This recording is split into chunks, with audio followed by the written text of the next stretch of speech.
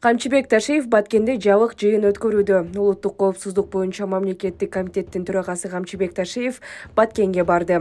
Облустук администрациясынын басма сөз кызматы 28 ноябрда саат 9:46 маалымдагандай ушул тапта ал жабык жыйын өткөрүп жатат. Чек ара кызматы 28 январь эртең мененки саат 8-ге карата Кыргыз-Тажик чек арасында абалды туруктуу деп мүнөздөп тынч өткөнүн кабарлады.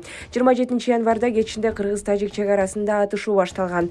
Кыргызстандын улуттук коопсуздук боюнча мамлекеттик комитетинин чек ара кызматы тажик тарап миномет колдонуп жатканын маалымдаган. Кагылыш Баткендеги Көкташ айылындагы эки өлкөнүн аймагы кесилишкен жерде 4 көчөдө чыкты. Мында Кыргызстандын Баткен-Исфана жолу менен Тажикстандын Ворух анклавына кеткен жол кесилишет. Кыргыз тарап жолду тажик тараптын чек ара кызматкерлери тосуп баштаган деп айыптаса, Тажикстандын бийлиги Кыргыз тараптан чагым болду деп жатат. Сүйлөшүүлөрдөн кийин абал жайгарылган. Бирок бир аздан соң тажик тараптан башка аймакта Чыр-дөбөдө ок атылганын Кыргызстандын чек ара кызматы билдирген. Кыргызстан жана Тажикстандын бийлик өкүлдөрү атышууну толук токтотуу тууралуу макулдашканы 28 январда саат 4:10 өткөндө маалымдалды. Чек ара кызматынын маалыматына караганда, Баткен менен Сокту облустарынын жетекчилери баштаган расмий делегациялардын сүйлөшүүсүнүн жыйынтыгында бир катар чечимдер кабыл алынды.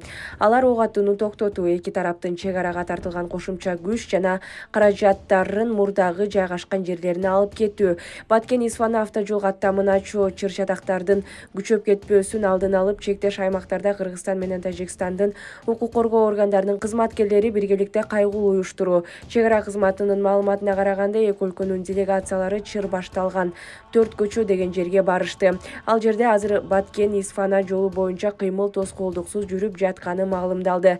Саламаттык сактоо министрлигинин соңку маалыматы боюнча Кыргыз тараптан 11 адам жаракат алды. Алардын абалы орточо оор деп бааланууда.